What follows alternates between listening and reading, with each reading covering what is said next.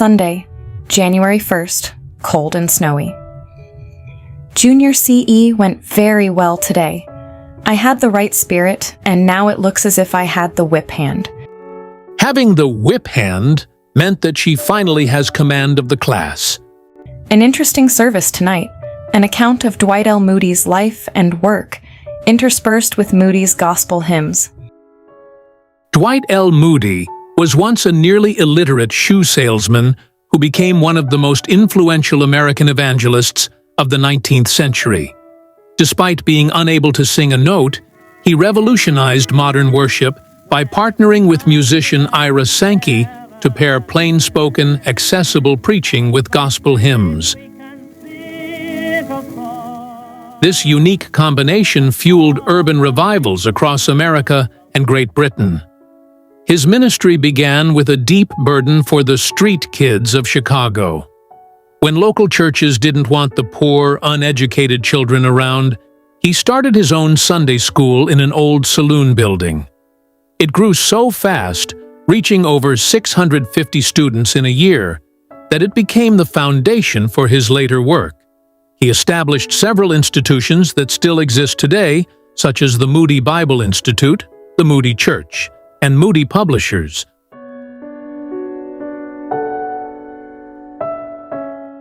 Monday, January 2nd, cold and partly clear. I never got up until nearly 12:30. Then I read nearly all day and ate supper when I chose. I had little, young, green onions. This was my day to do as I chose, and I surely did it. It's better for me to work, though. Tuesday, January 3rd, mild and cloudy. I was glad to get back to work. I was due at a junior superintendent's meeting tonight, but I felt so tired and down and out that I stayed at home. Wednesday, January 4th, mild, damp, rainy. This is about the most unpleasant weather I have seen since coming to Rochester. A small fire occurred right near the Whitcomb while I was having supper. Of course I piled out to see it, and there were some beautiful fire horses there. I petted one of them. A man in the crowd helped me to do it. The Whitcomb, properly known as the Whitcomb House, was one of Rochester's premier hotels situated in the heart of the theatrical district. The main dining room offered the standard American fare of the time with home-style cooking and a refined yet welcoming atmosphere. It was demolished in 1947, and the Chase Tower now stands in its place. Thursday, January 5th, windy, damp, and cloudy, quite chilly. The walking this morning was pretty bad. I had a letter from Mama tonight. I wrote to Andrew. Friday, January 6th, quite cold and windy, cloudy. I had my $16 tonight. I had choir practice, church prayer service, and the CE business meeting afterward. We felt awfully hilarious and had more fun than business, I guess. Shims brought a bunch of us home. Saturday, January 7th, clear and sunny. A beautiful day, but I felt rather depressed until tonight when I felt better. My Sunday school class of girls had their meeting at Margaret's. We had a lovely time.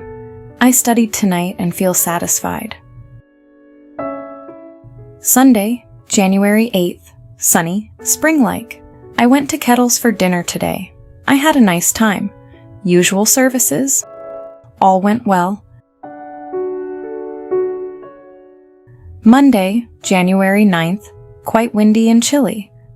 I was not well today, so I didn't work after 10:30. I wrote to Dawn and to Jack tonight. Tuesday, January 10th, mild, clear, sunny. Tonight I went to the annual church supper and meeting.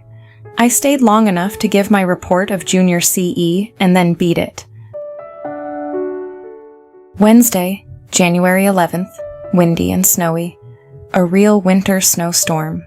It has snowed all day and some streetcar lines are blocked. I washed my hair. Thursday, January 12th, quite cold, sunny, a beautiful day and night. Nothing unusual today. A card from Dawn. She has moved again. Friday, January 13th, quite cold, partly sunny. Choir practice tonight. I have been planning clothes.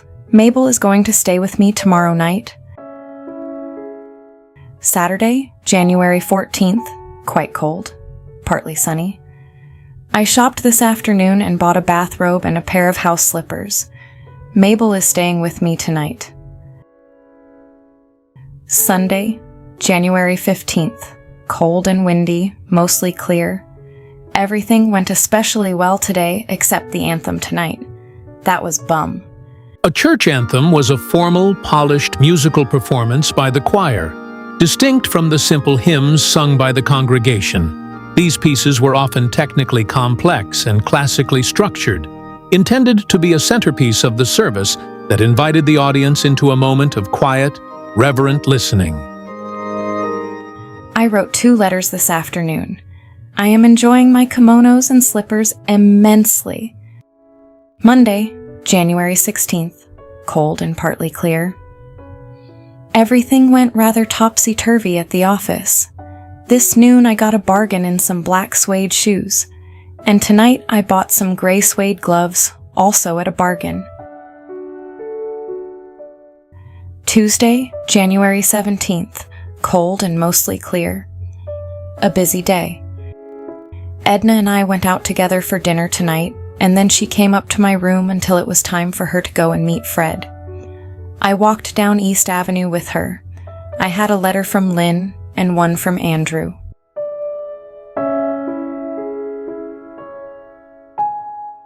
Wednesday, January 18th, mild and damp, cloudy. Edna and I had supper at the Powers tonight. Then she went skating. I read and finished my letter to Dawn. Thursday, January 19th, mild and damp, cloudy. I went to the Whitcomb for supper. It felt like getting back home. I found my last letter to Jack returned. It had discharged, written in blue pencil across the front. I wonder where he is.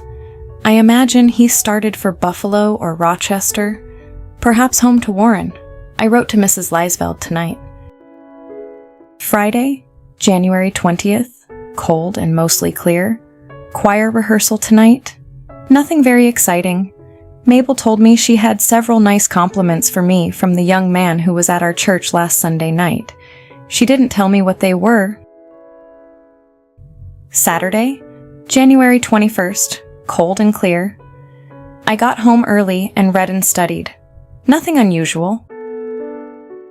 Sunday, January 22nd, very cold, windy, partly sunny. A regular March day. Mabel invited me up to her house for dinner, but I didn't go. Whit was at our church again tonight, and he asked me to go to some sort of performance at Convention Hall next Friday night. I accepted, and now I don't know what on earth I shall wear. Well, never mind. He came home with me and called in a while. Monday, January 23rd. Very cold, mostly clear. We are having the coldest weather we have had this winter. CE Congress meeting was at our church tonight. Quite a jolly party. A big crowd. We served coffee and apple pie. I stayed late with the usual bunch and we did the dishes. Howard brought us all home. Usually Shim's job. Tuesday, January 24th, cold and mostly clear. Edna and I went to the Powers for supper tonight. Then we came up to my room and talked. I have been planning clothes tonight. The old problem. Something for nothing. Wednesday, January 25th, cold and sunny. I had supper at the Manhattan tonight. I did a little sewing and some studying. Thursday, January 26th, very cold and sunny. Beatrice says it was 11 below zero at her house this morning. I guess it's the coldest one we've had yet. I have been fixing clothes tonight. Friday, January 27th, cold and sunny. I had a lovely time tonight. The Scotch people of Rochester have a Burns anniversary celebration every year, and I went with Whit as per schedule.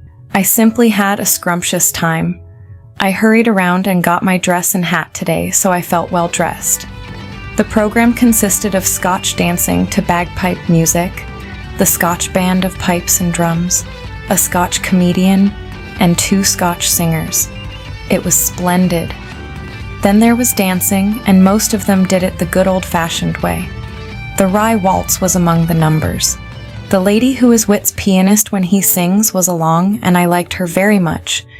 In short, I had a splendid time. I had a letter from Eunice today, as well as one from Mama. The Burns Anniversary Celebration is a traditional Scottish gathering held each January to honor the life and poetry of Robert Burns. Over a century later, Burns Night remains a widely celebrated cultural tradition. Saturday, January 28th. Mild and cloudy. 5 of my Sunday school girls showed up today to plan for the social. I spent a little time in the library. Sunday, January 29th. Mild sunny. Usual Sunday activities. I wrote a long letter to Andrew. Monday, January 30th. Colder, cloudy. Today, I have felt somewhat like Mrs. Gummidge. I'm a lone lawn creature, and everything goes contrary to me. I guess being up late nights has something to do with it. So here goes to bed early. I wrote my letter home. Mrs. Gummidge is a gloomy and complaining character from Charles Dickens's 1850 novel, David Copperfield. Tuesday, January 31st. Milder sunny. Mabel called up this evening and asked me to stay all night with her next Thursday night. I want to. I hope I'll get the money for those stencils tomorrow. I have been working on a reading tonight. Join us as we turn the page to February 1922 in the next chapter of Dorothy's diary. We'll see you next time as we share these cherished tablets of the heart.